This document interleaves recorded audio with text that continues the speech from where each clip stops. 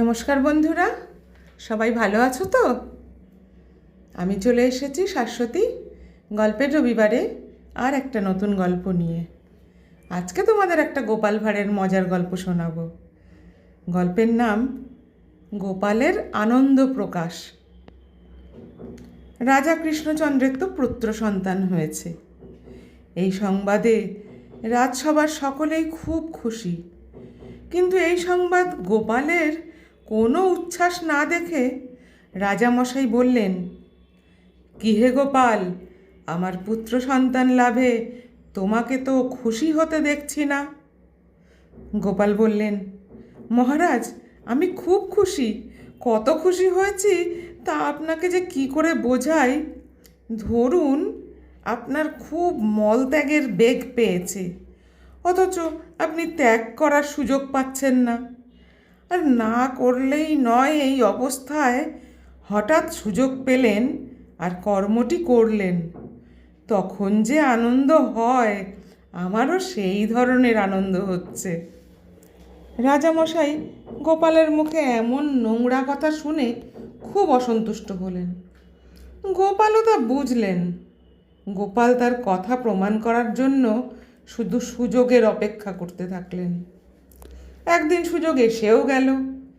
এক জায়গায় নিমন্ত্রণ রক্ষা করতে গোপাল এবং রাজা নৌকো করে ফিরছিলেন। হঠাৎ মাঝপথে মহারাজের মলত্যাগের বেগ এলো। তিনি প্রথমে ভাবলেন রাজপ্রাসাদে ফিরেই তা সারবেন, কিন্তু বেগ ক্রমে বাড়তে থাকায় তা আর সম্ভব হচ্ছে না। বাধ্য হয়ে নৌকোকে তীরে নিয়ে যেতে বললেন রাজামশাই।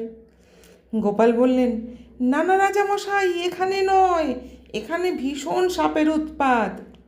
আর কিছুটা গিয়ে রাজামশাই বললেন, গোপাল, এবার নৌকা তীরে ফেরাতে বলো।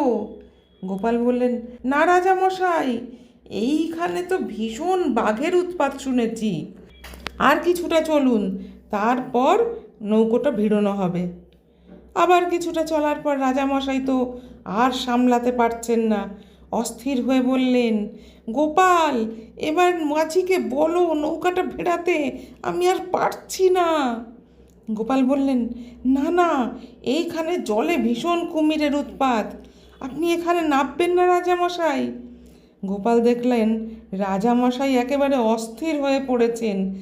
বেগ চেপে রাখার জন্য চোখ মুখ লাল হয়ে গেছে। তা দেখে গোপাল বললেন, ও মাঝি ভাই, এখানে নিরাপদ, এখানেই নৌকো ভিড়াও। নৌকো ভিড়োতেই রাজামশাই তো লাফ দিয়ে নেমে কোনো রকমে ঝোপের আড়ালে অদৃশ্য হয়ে গেলেন। তারপর কর্মটি সেরে রাজামশাই নৌকোয় ফিরে এলেন। গোপাল হেসে বললেন, রাজামশাই, কেমন বোধ হচ্ছে এখন? মহারাজ বললেন, আহ, তোমাকে কি বলবো, এ আনন্দের কোনো তুলনাই হয় না। আমি যেন বাঁচলাম, ধরে যেন প্রাণ ফিরে পেলাম। গোপাল বললেন, মহারাজ, আপনার পুত্র সন্তান লাভের সংবাদে আমারও সেই দিন এমনই আনন্দ হয়েছিল। তার কি বলবো, আপনি তো তা বিশ্বাসই করলেন না। রাজামশাই বললেন, গোপাল, তোমার কথা এবার আমি বুঝেছি।